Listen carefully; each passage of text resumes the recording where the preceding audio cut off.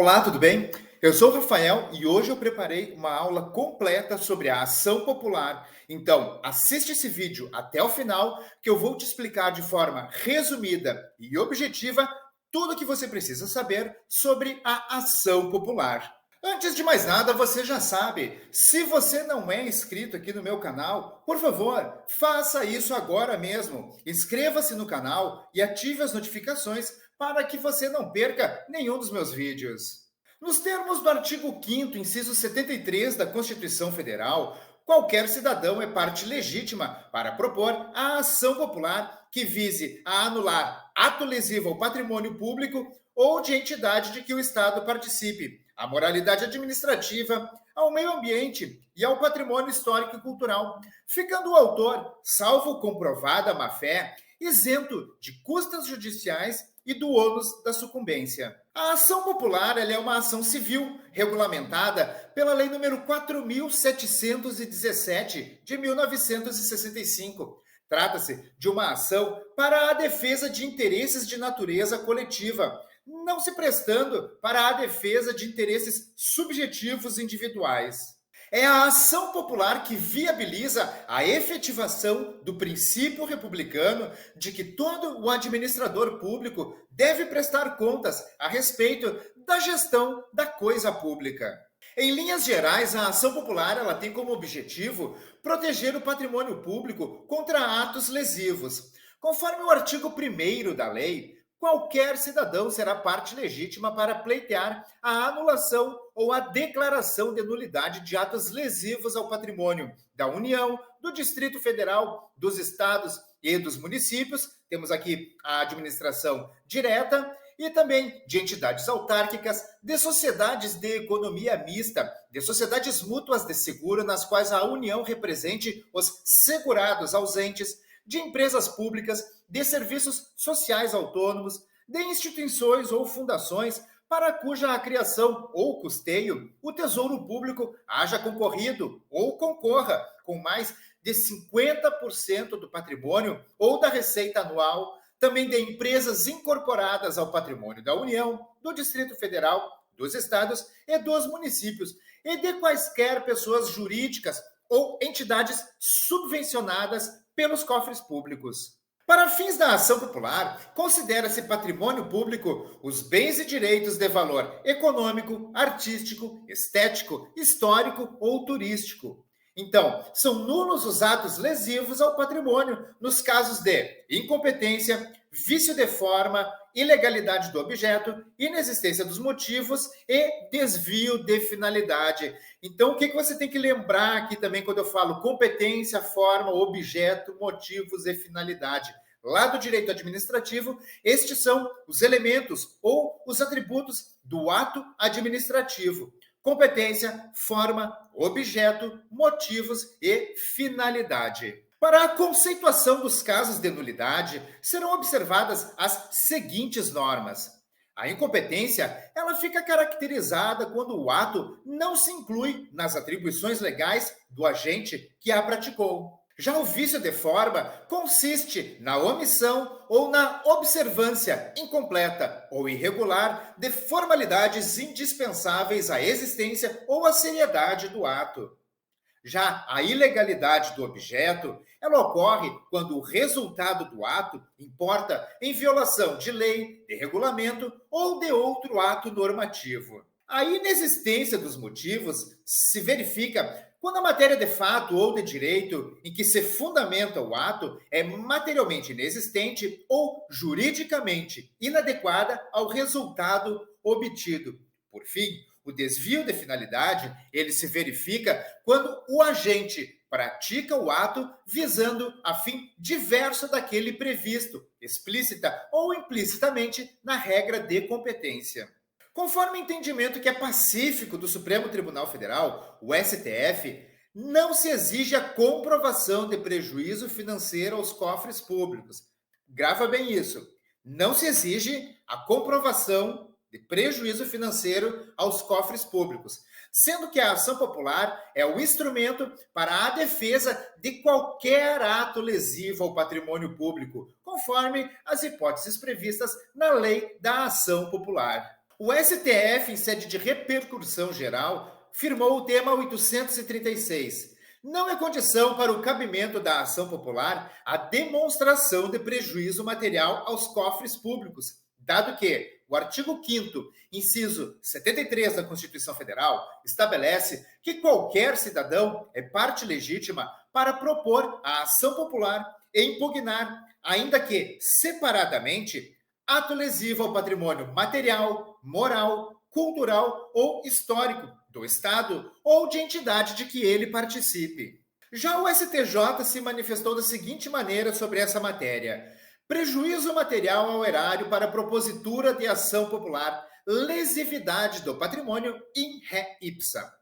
No que diz respeito à necessidade de dano material para a ocorrência de prejuízo ao erário, esta Corte já se manifestou no sentido de que, em ação popular, é possível aferir a lesividade ao patrimônio público de forma presumida, ou seja, in re ipsa. Ou seja, in re ipsa é aquele que não precisa da demonstração do dano. O dano, ele é presumido. O objeto da ação popular é o de anular ato lesivo e também a condenação dos responsáveis e dos beneficiários ao pagamento de perdas e danos ou a restituição dos bens e valores indevidamente obtidos.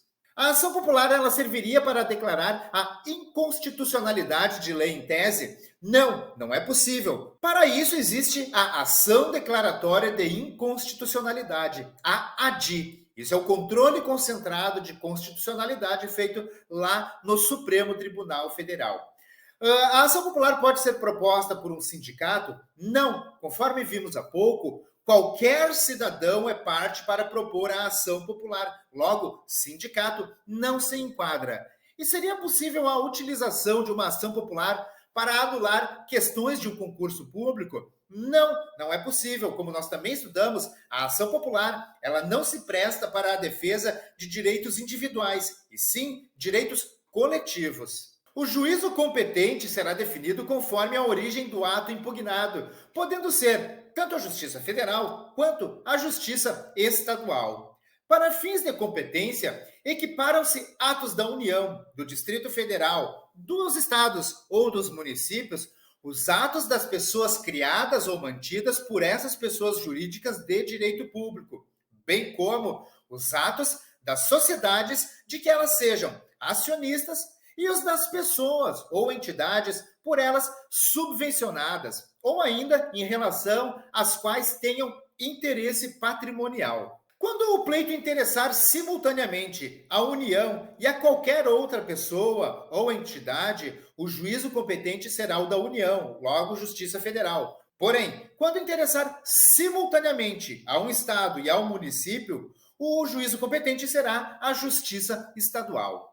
A propositura da ação, ela previne a jurisdição do juízo para todas as demais ações que forem posteriormente ajuizadas, intentadas contra as mesmas partes e sob o mesmo fundamento. Temos aqui, então, a prevenção do juízo, o juízo prevento, aquele que recebe, que despacha a primeira ação popular em relação a outras que depois têm as mesmas partes e o mesmo objeto. Em relação à competência, o STF se manifestou da seguinte maneira em relação a uma ação popular ajuizada contra um presidente da República.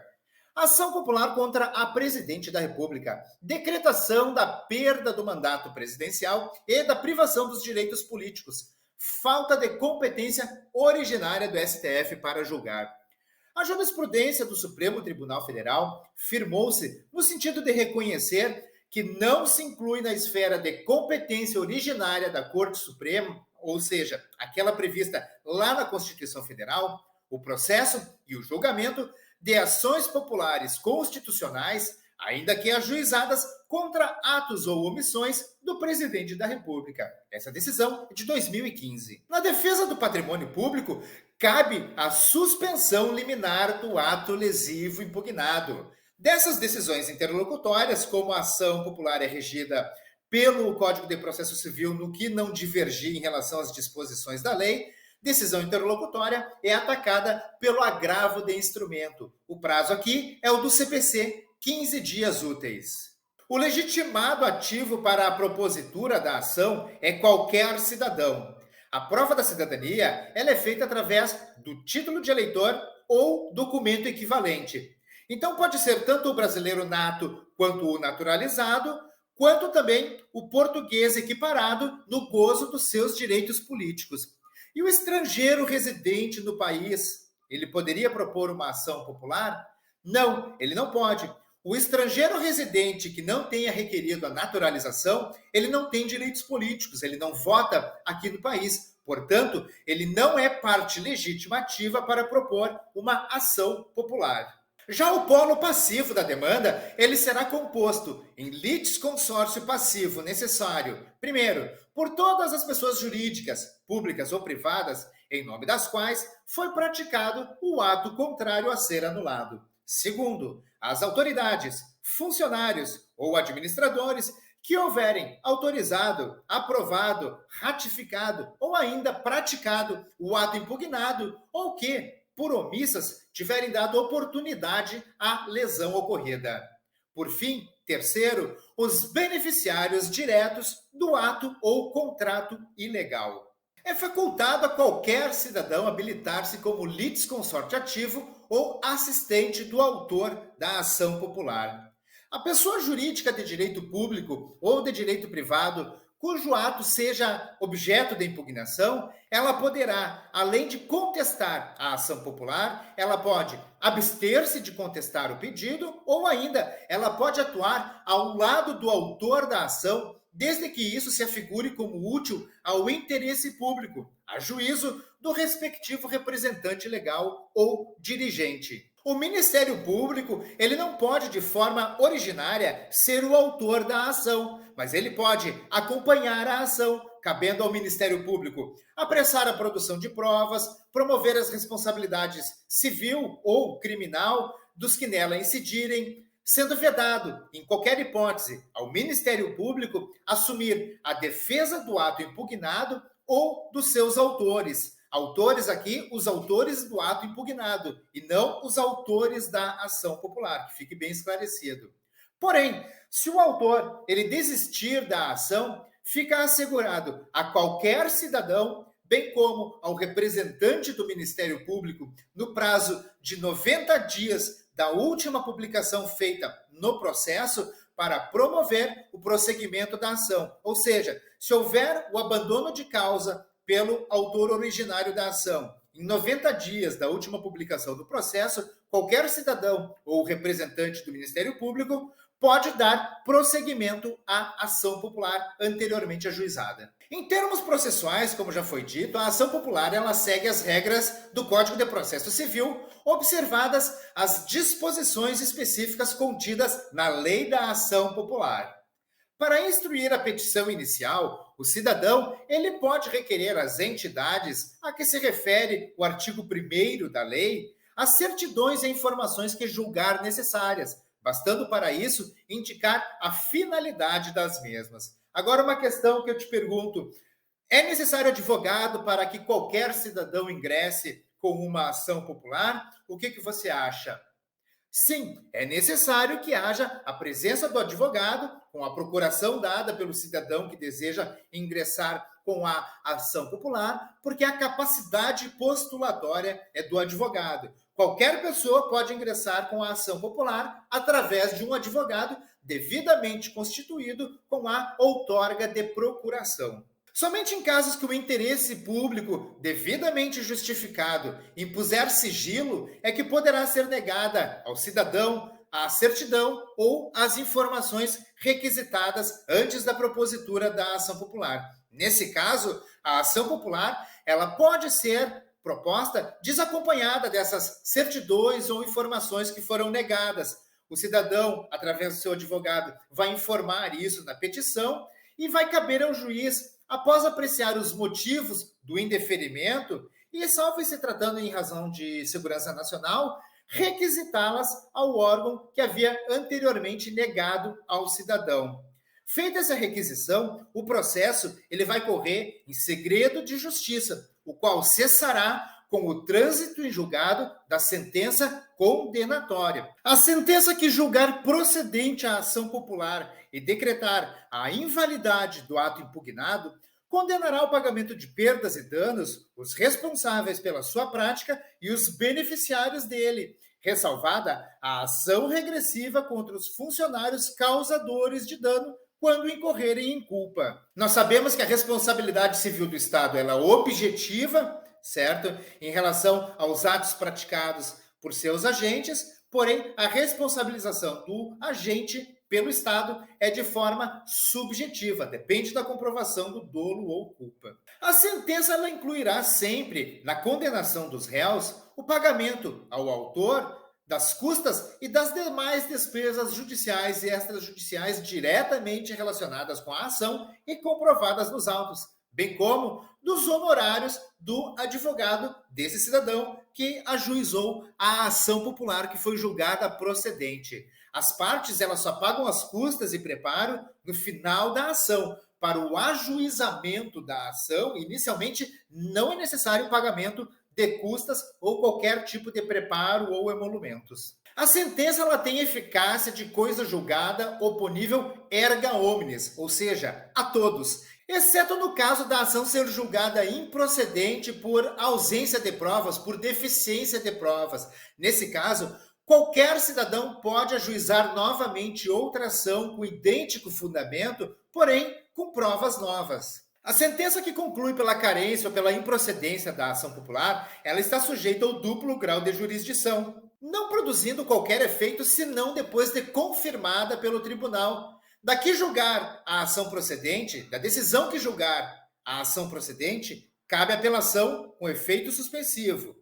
A ação julgada procedente, cabe apelação com efeito suspensivo. Das sentenças e decisões proferidas contra o autor da ação, ou seja, qualquer cidadão, é suscetível de recurso e pode recorrer qualquer cidadão e também o Ministério Público. Ou seja, o cidadão A ingressa com a ação. A ação é julgada improcedente.